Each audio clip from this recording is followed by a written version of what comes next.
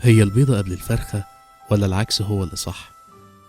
أنا شخصيا لحد دلوقتي مش عارف، لكن لو اعتبرنا إن اليأس هو الفرخة فالفشل أكيد هو البيض بتاع الفرخة دي. الناس ما بتيأس علشان فشلت، لكن بيفشلوا علشان يأسوا. انتوا عارفين الأمل عامل زي الموتور اللي بيحرك أي عربية. مفيش عربية بتعرف تتحرك من غير موتور، بس في ناس للأسف بتعرف تعيش من غير أمل.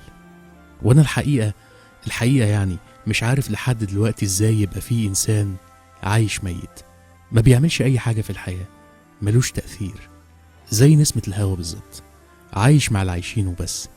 دي اللي بيسموها الندالة بصراحة. طب ليه بياخد مكاني في المترو؟ ليه زحمني على رغيف العيش في طابور طويل عريض؟ فين مشاركتك في الحياة؟ ربنا بيقول: هو الذي جعل لكم الأرض ذلولا فامشوا في مناكبها وكلوا من رزقه وإليه النشور. الرزق بالسعي، واللي ما بيتحركش بيموت. ممكن حد يقول: طب ما هو أنا كل ما أحاول اللي حواليا يحبطوني ويكسروا مجاديفي. في جملة يمكن كل اللي يعرفوني زهقوا منها من كتر ما قلتها: أي حد يقولك مش هتقدر هو اللي مش هيقدر. أي حد يقولك مش هتعرف هو أكيد جرب وفشل، أو كسل حتى إنه يجرب. ما تخليش حد يسجنك باختيارك، أنت أكبر بكتير من ما أي حد بيحاول يوهمك ويحبطك. أديسون مخترع المصباح الكهربي جرب 900 مرة قبل ما يوصل للشكل النهائي لاختراعه اللي انت شخصيا مستفيد بيه دلوقتي وانت قاعد بتسمعني.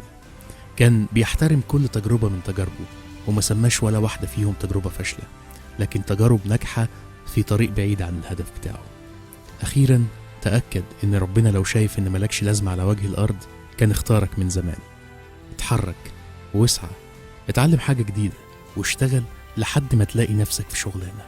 جرب تقع زي زمان وتتخبط وتقوم من تاني، بس علشان عايز تمشي. اصبر واعرف ان تخبيطك في الدنيا مش ببلاش ابدا.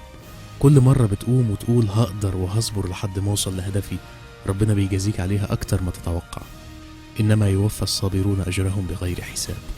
ما تسمحش لحد انه يحبطك او يشكك في قدراتك. اصنع تجربتك بنفسك يا عم الحاج. يوسف الدالي.